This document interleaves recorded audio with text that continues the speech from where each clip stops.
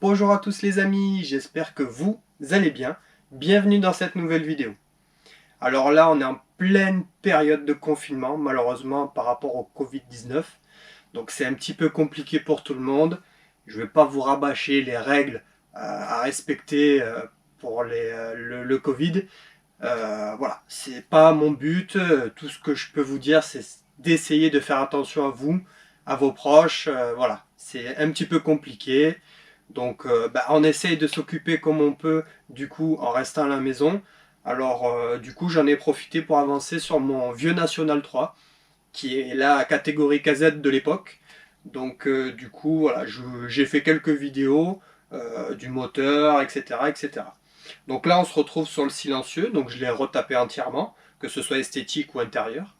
Donc la vidéo pourra sûrement vous aider sur les autres cartes, peu importe le silencieux, que ça soit X30, Rotax, etc., etc.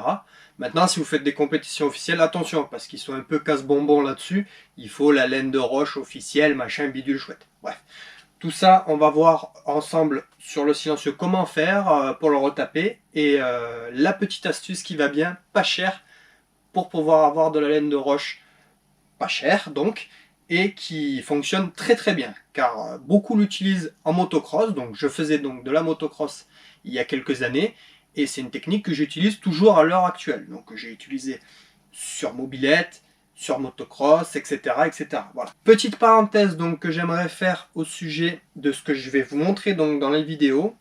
C'est une astuce que j'ai utilisée à maintes et maintes reprises. Donc j'ai utilisé pour plusieurs engins, que ce soit scooter, mobilette, motocross, voilà, ça fonctionne. Si on respecte bien comme il faut les étapes de la remise en état, il n'y a aucun souci particulier. Enfin, en tout cas, du moins, quand je fais une astuce, si ça merde complètement ou que c'est moyen, je la montre même pas. Sauf que celle-ci est pas mal si on respecte comme il faut les étapes. Allez, j'arrête de parler un petit peu et on passe tout de suite au jingle.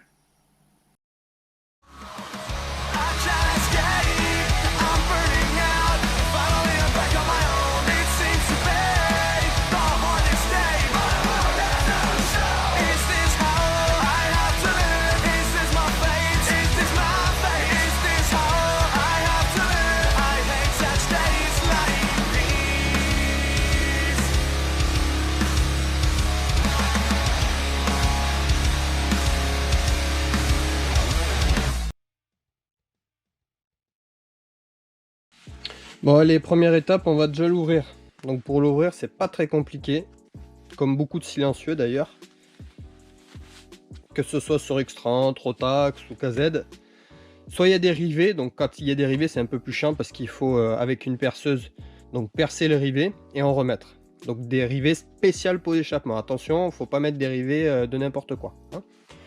Donc ça dépend des silencieux, celui-ci a des vis, donc ça c'est du 10.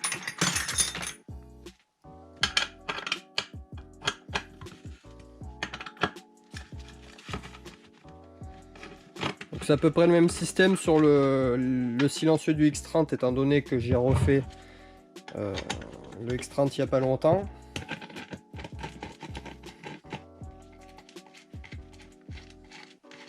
Il s'ouvre assez facilement aussi. Donc là on est vraiment sur le silencieux de l'époque. À mon avis il n'a jamais été ouvert.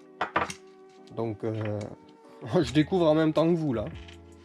Donc ça, ce sont les des petits écrous freins.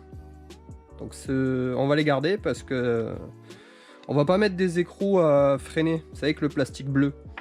Parce que bon, c'est une partie qui chauffe et à mon avis, le plastique il va peut-être un peu fondre. Je suis pas sûr parce que bon, les silencieux, après, ça prend pas beaucoup de température.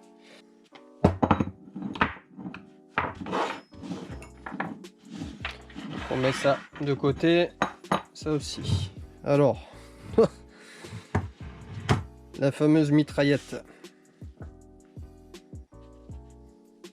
Bon, ça c'est pas très grave. Bon alors la laine de roche, bon, elle est clairement morte. C'est à mon avis un truc d'époque là. Donc pour toucher ça, moi je vous conseille vivement les gants. Parce qu'à main nue, bon, vous risquez pas de perdre la main, hein, mais bon, ça reste quand même de la laine de roche, ça pique. Voilà.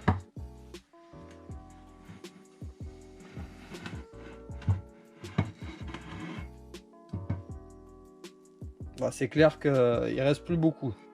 Normalement, c'est un peu plus épais que ça.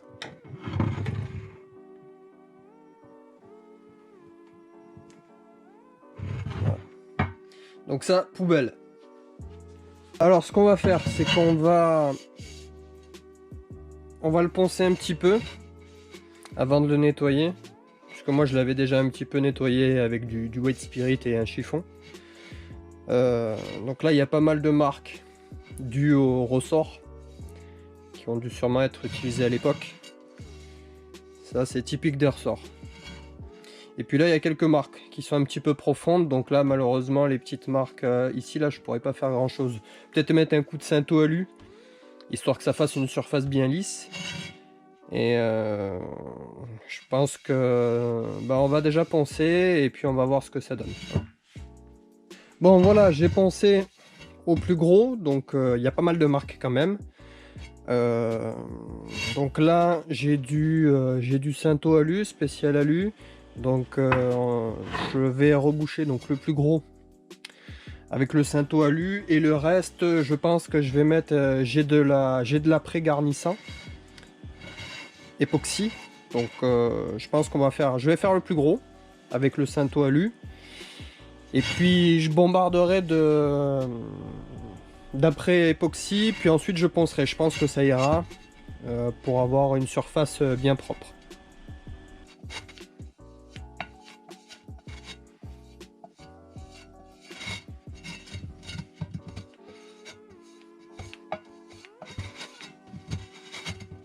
J'ai laissé sécher à peu près une demi-heure. Donc comme tu peux le voir là, j'ai fait vraiment le plus gros. Donc on s'attaque au ponçage. Donc là j'attaque avec du gros, avec du sang, uniquement aux endroits où ça a été mastiqué. Après on fera un ponçage général avant de mettre l'après.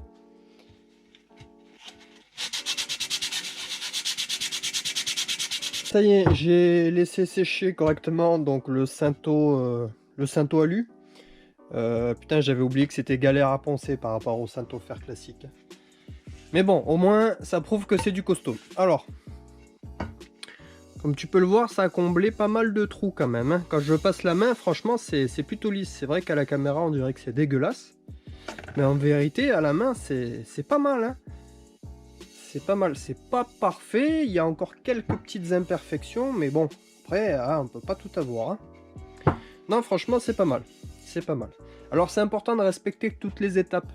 Donc, nettoyer le pot correctement, bien le dégraisser, bien le poncer avant de mettre comment dire, donc le Cinto, puisqu'il faut respecter donc toutes ces étapes pour qu'il y ait une accroche bien comme il faut, vous voyez.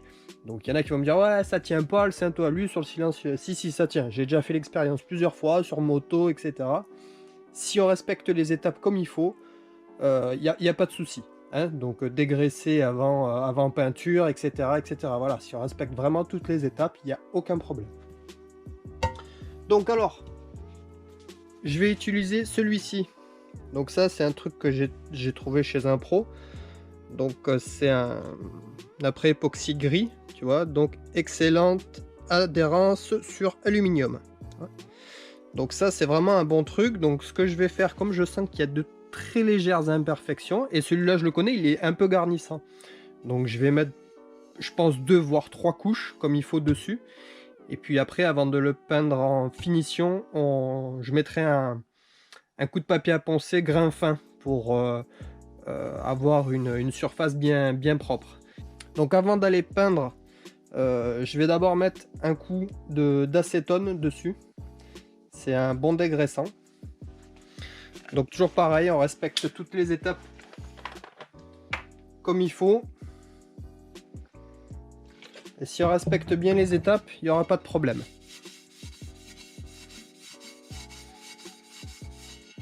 Vous voyez? Si j'étais allé peindre directement, j'aurais peint sur de la merde. De retour après la mise en après, donc voilà. Comme tu peux le voir, c'est plutôt pas mal. Il y a quelques petites imperfections, comme tu peux le voir ici, là. Oh, c'est pas méchant. Franchement, il est vraiment nickel. Voilà. Donc, j'ai mis 2 couches d'après.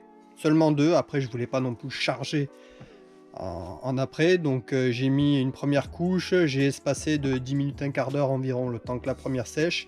Puis, j'en ai remis une. Et puis là, ça va faire bien 2h30 que j'avais laissé donc, le silencieux et l'embout à sécher. Donc là, je pense que ça ira. On va mettre un coup de papier à poncer à l'eau. Et puis voilà, je pense que ça va atténuer un petit peu les défauts qui restent.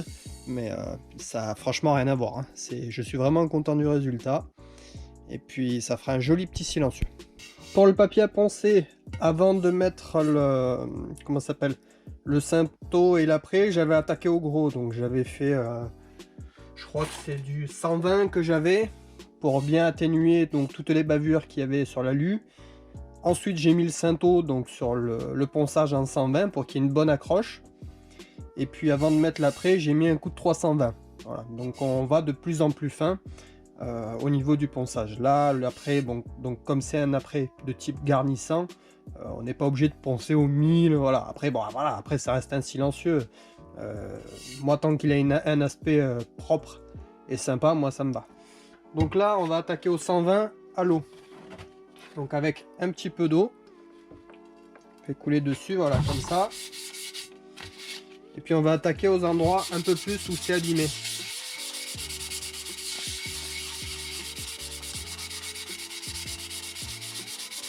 Après le ponçage, donc j'ai attaqué aux endroits où je sentais le plus au niveau du toucher. Donc là franchement c'est super lisse. Là, même s'il y a quelques petits défauts, franchement ça se verra pas, quoi. Là il est nickel. Il a une surface bien lisse. Et la finition elle va couvrir tout ça. Donc j'ai poncé le pot entièrement avec du 320. Comme ça la couche de finition a une base d'accroche. Voilà. Je vous montre ce que j'ai. Donc j'ai fouiné dans mon dans mon bac à bombe de peinture là, et j'ai trouvé ça. Donc c'est pas très vieux, ça c'est pour les jantes gris. Voilà, ça ira. Il en reste suffisamment pour en faire dedans. Je vais faire ça avec cette bombe là et puis ça ira. Voilà. Ce fois-ci là on se retrouve au sol, donc on va mettre la laine de roche dans le silencieux. Alors ça c'est de la laine de roche d'isolation de maison. Alors je vois certains venir que c'est un scandale, non, ça marche, hein, c'est des trucs que faisaient les anciens.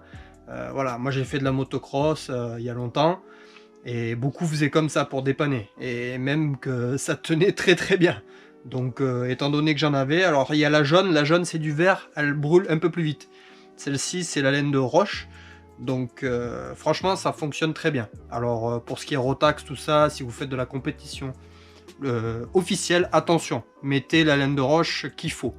Ça c'est pour du loisir, voilà. On s'en fout un petit peu, on n'est pas obligé de mettre la laine de roche qui coûte 1,5 bras pour 3 fois rien, alors que on met celle-ci, ça fonctionne aussi bien. Bref, alors je te montre vite fait. Ça va mieux, hein? Voilà. Bon alors, ce qu'on fait, c'est qu'on prend la mitraillette. Et puis on va couper un morceau. Alors tu m'excuses, il y a la chaudière qui se met en route des fois. Donc, des gants. Parce qu'une fois qu'on a terminé, on les jette. Et on essaye d'être délicat. Parce que c'est un petit peu volatile, etc. Hein, donc on fait attention. Donc là, on fait comme ça. Et avec le cutter, on vient couper une bande à peu près de la longueur de la mitraillette. Donc tu remarqueras que je suis en claquette chaussette.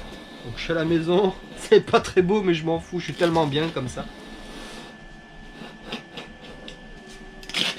Bon voilà. Ok.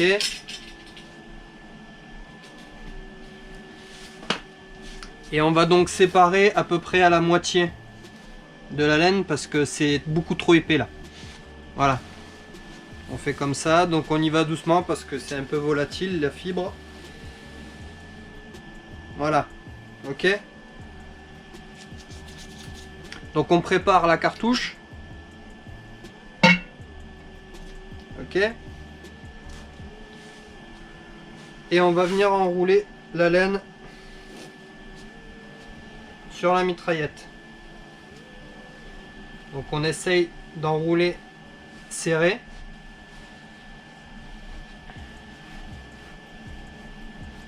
Tout en délicatesse parce que la fibre vole.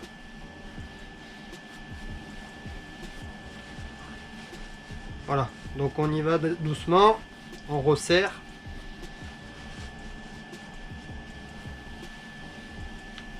Il faut que ça puisse rentrer à l'intérieur de la cartouche aussi. Hein. Faut pas que ce soit non plus trop épais. Donc là, je sens que je peux resserrer un petit peu. On va mettre la cartouche à l'envers. Voilà.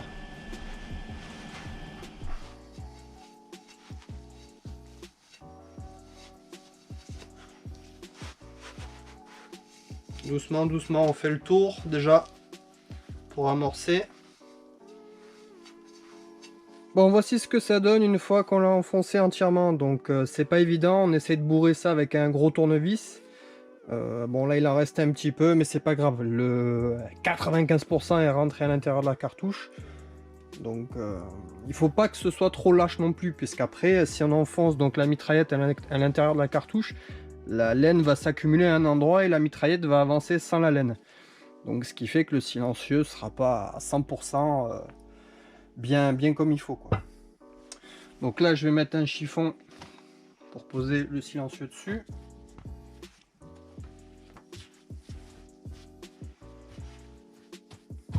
Voilà. On va couper le surplus de laine.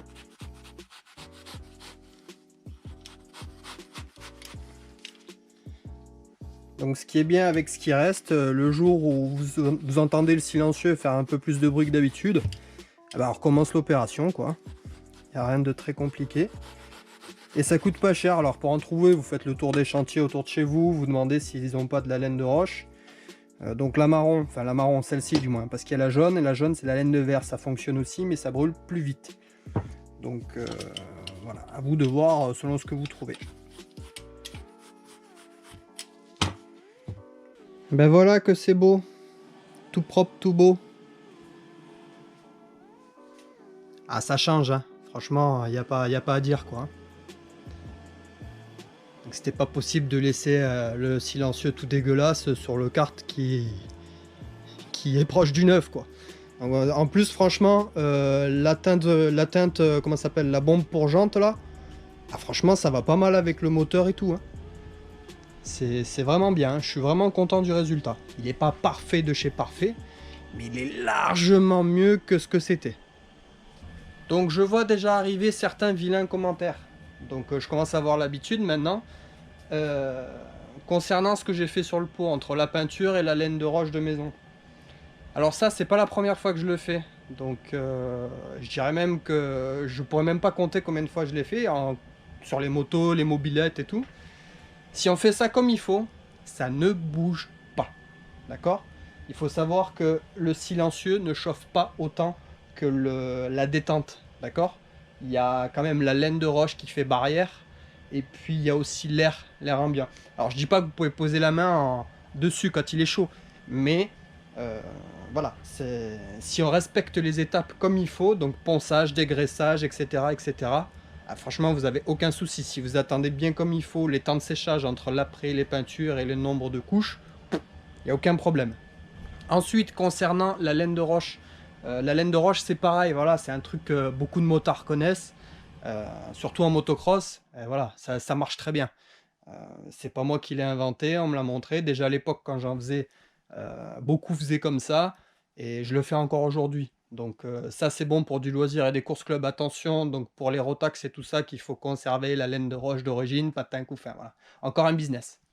Bref, voilà, j'espère être clair. Donc si je vous propose quelque chose en vidéo, c'est que je l'ai déjà testé.